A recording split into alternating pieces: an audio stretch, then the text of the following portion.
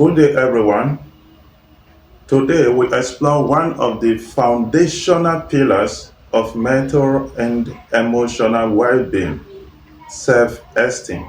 In the counseling room, issues of self-esteem are rarely the sole presenting problem, yet they are almost always a significant part of the landscape. Understanding, assessing, and strategically working with self esteem is therefore a critical skill for any counselor. We will break this down into two core points. One, the origins and maintenance, how self esteem is built and undermined. Self esteem is not innate, it is forged in test or a challenging experience of early relationship. In other words, early caregivers such as parents, nannies, relatives, etc., act as our first mirror and our first school. Consistent, harmonious, and loving responses help form the most important sense of being valuable and good. On the other hand, critical, neglectful, or absence of love can lead to a problem that can bring about low self esteem. These early messages become our inner critic or inner nurturer. The voice of a critical parent becomes the client's own automatic negative self talk. Constantly, you are stupid. You will never be good enough. The next question that comes to mind is, what is low self esteem? Feel confident or good enough about yourself. You might doubt your ability or compare yourself harshly to others.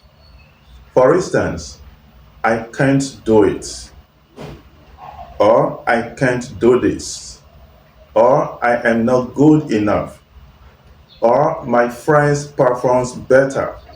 These are negative thoughts that affect the mind and deprive such individuals from positive achievements. One with low self esteem selectively attends to failure and they operate under rigid perfectionist shoulds and conditional assumption. I am only worthy if I am perfect. Trying to please others, never need help. This leads to avoidance, social withdrawal, or overcompensation, which then produces outcomes that seem to prove their unworthiness, reinforcing the cycle.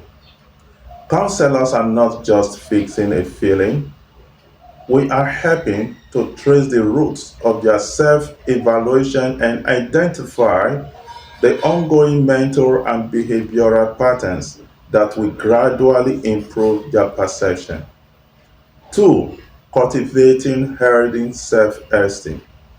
Offering empty praise, but to facilitate a genuine evidence based reconstruction of self worth. This involves three intertwined pathways. A. Cognitive restructuring, that is, challenging the inner critic. There must be a move from judgment. For example, I failed that exam, I am a total failure, to descriptive, I did not perform well on this specific task, which is better to be said. Use thoughts records to identify cognitive distortions and develop more balanced, compassionate self talk. You can say, I made a mistake, not I am a mistake. B. Experimental and behavioral change. That is, building a new evidence base. Self esteem built solely on positive affirmation is fragile. We help the client act their way into a new way of thinking. Collaboratively set small achievable goals. Successfully completing them provides tangible, undesirable evidence of capability. C. Cultivating self-compassion. Often, the most effective antidote to low self-esteem is not greater self-esteem, but self-compassion.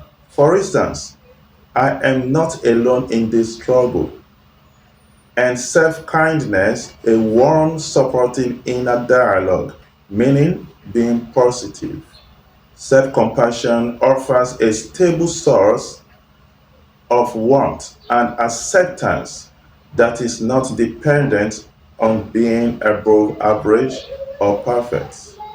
In conclusion, low self esteem negatively affects individuals' emotion, which can lead to depression and other vices. Striving to attain a healthy self esteem is our focus. Thanks for listening. If this helped you, like, share, and follow for more counseling tips. Have a nice time.